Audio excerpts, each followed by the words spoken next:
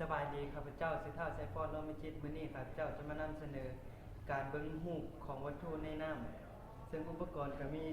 1เลนเซอร์2คือกล้องใส่น้ำแล้วก็3คือวัตถุ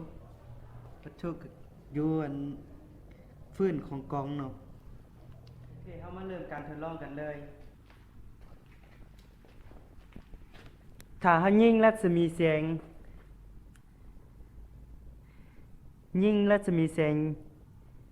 เข้ามุมใดหนึ่งคือหลังเราเห็นตามรูปนี่เลยแสงมันจะหักลงไปใส่วัตถุและถ้าเราขีดล่วงของรัศมีแสงตามเส้นที่ขีดไปแบบนี้เลยแล้วก็ขีดเส้นที่จากวัตถุขึ้นมาตั้งซากใส่มันจะตัดกันอยู่จุดหนึ่งจุดที่มันตัดกันคือรูปของวัตถุ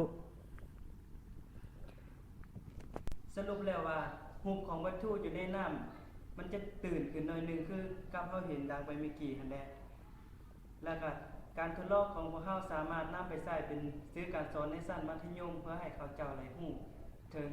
รูปของวัตถุในน้ำขอขอบใจ